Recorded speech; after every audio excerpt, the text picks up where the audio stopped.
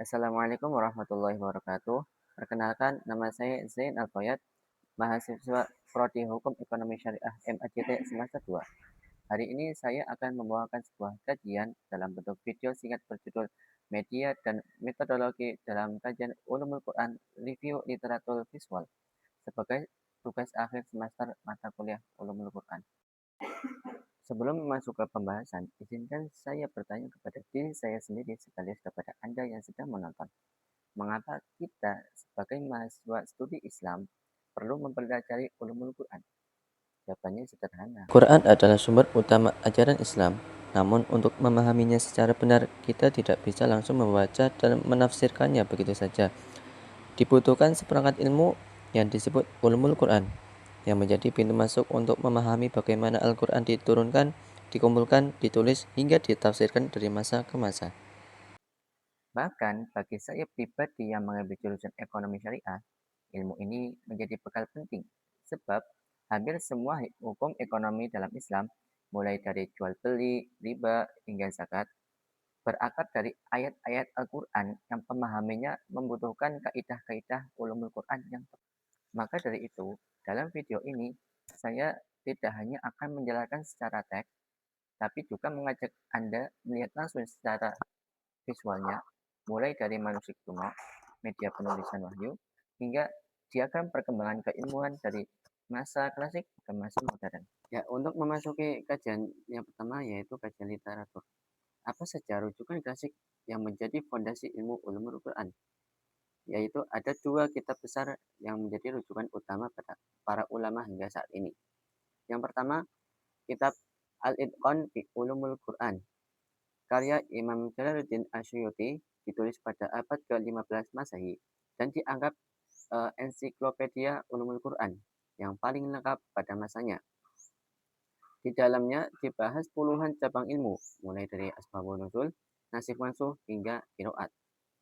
Yang kedua yaitu kitab Al-Burhan fi Ulumul Quran, karya Imam Badruddin Az-Zarkashi, ditulis lebih awal, sekitar abad ke-14 Masehi.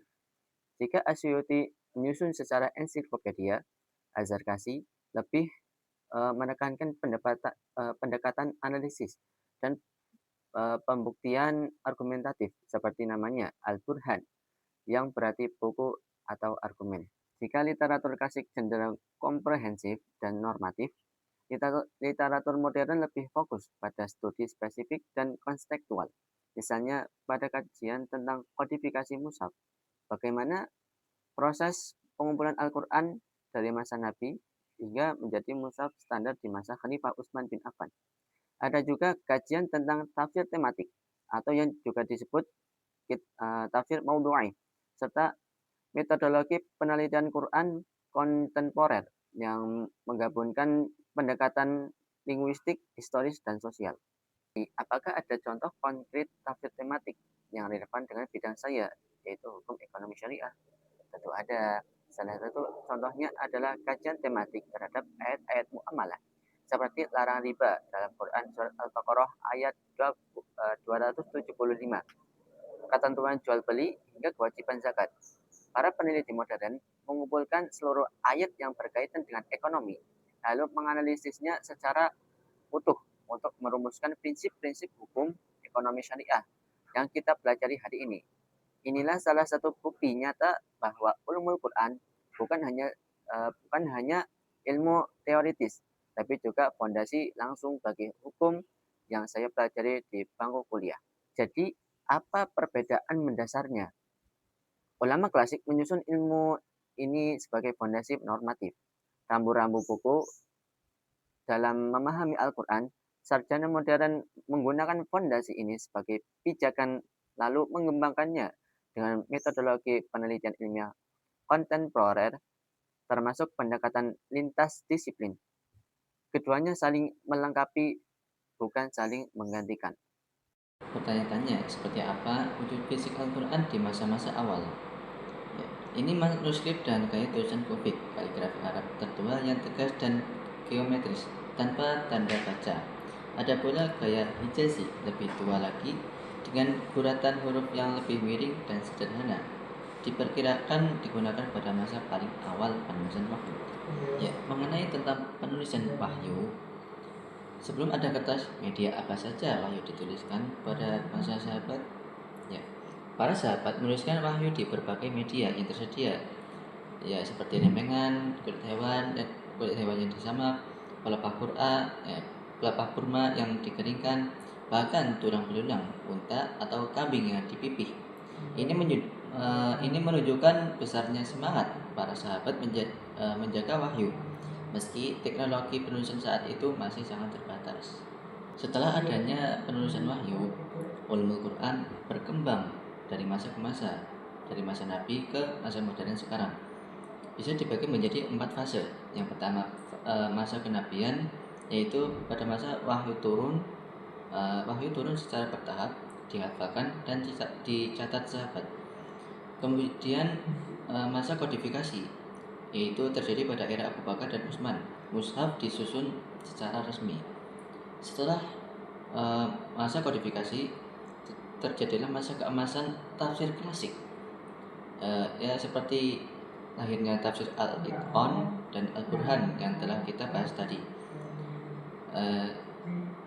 Setelahnya masa yang keempat yaitu masa kontemporer, yaitu masa metodologi akademis modern, ya, atau lintas disiplin. Bukti fisik, ada 2 mushaf kuno terkenal. Yang pertama mushaf Topkapi di Istanbul dan mushaf Samarkand di Uzbekistan. Saksi bisu penjagaan keaslian Al-Quran selama lebih dari 1000 tahun. Ya, mungkin tidak hanya di 2 daerah ini, mungkin sudah tersebar ada di penjuru dunia. Terus, bagaimana mushaf-mushaf ini bisa tersebar ke berbagai penjuru dunia Islam?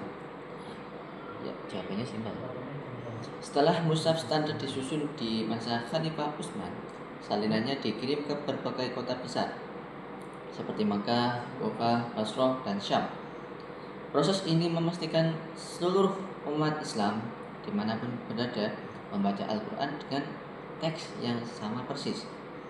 Inilah salah satu alasan mengapa Al-Quran tetap terjaga keasliannya hingga hari ini tanpa ada perbedaan versi seperti yang terjadi pada kitab-kitab suci yang lain. Ya, untuk yang terakhir, bagaimana metodologi penafsiran berubah dari masa ke masa? Ya, yang pertama mungkin tafsir klasik umumnya bisa disebut tafsir tahlili, menjelaskan ayat demi ayat sesuai urutan mushaf.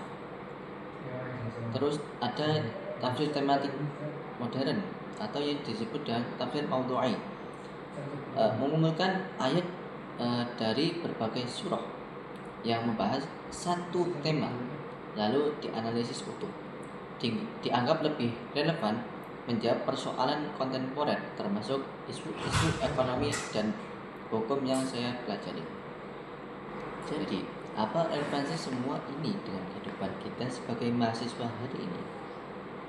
Ya, ulumul Quran bukan sekadar ilmu masa lalu. Ilmu ini menjadi kunci kritis agar kita tidak mudah salah paham atau salah menafsirkan Al-Quran di tengah derasnya informasi, termasuk penafsiran keliru yang beredar di media sosial.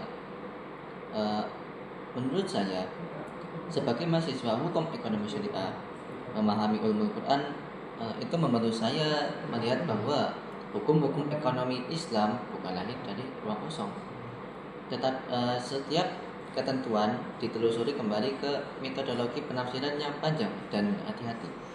Ini membuat saya semakin yakin bahwa ilmu yang saya pelajari punya fondasi yang kokoh dan bisa dipertanggungjawabkan secara ilmuwan. Kita sebagai generasi penerus, tugas kita bukan hanya mempelajari, tapi juga menjaga dan menyebarkan kajian ini dengan cara yang relevan dengan zaman.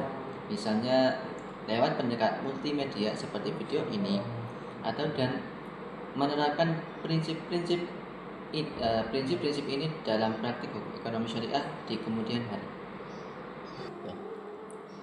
Sebagai penutup, mari kita rangkum dari awal sampai akhir. Yang pertama, ulumul Quran punya fondasi kuat dari literatur klasik yang terus dikembangkan yang terus dikembangkan kajian modern. Kedua, perjalanan panjang Al-Quran dari media penulisan sederhana hingga mushaf yang kita gunakan hari ini adalah bukti besar usaha menjaga keautentikan wahyu. Yang ketiga, menggabungkan teks akademik dengan visualisasi membuat kajian ini lebih hidup dan mudah dipahami tanpa kehilangan sisi ilmiahnya. Eh, Jika kita tarik benang merahnya, perjalanan ulumul Quran ini mengajarkan satu hal penting, yaitu bahwa menjaga firman Allah bukan pekerjaan satu generasi saja, melainkan estafet panjang yang melibatkan para sahabat, ulama klasik hingga sarjana modern. Dan kini kita sebagai mahasiswa untuk melanjutkannya. Menurut saya, menyusun video ini adalah pengalaman belajar yang berharga, bukan hanya menulis review, tapi juga belajar menyajikan ilmu dengan cara kreatif dan reflektif. Semoga apa yang saya sampaikan hari ini bisa menjadi pengingat bagi kita semua bahwa mempelajari Al-Quran termasuk metodologi di baliknya adalah bagian dari ibadah dan tanggung jawab keilmuan kita sebagai umat Islam. Demikian video singkat ini saya sampaikan, semoga bermanfaat. Wassalamualaikum warahmatullahi wabarakatuh.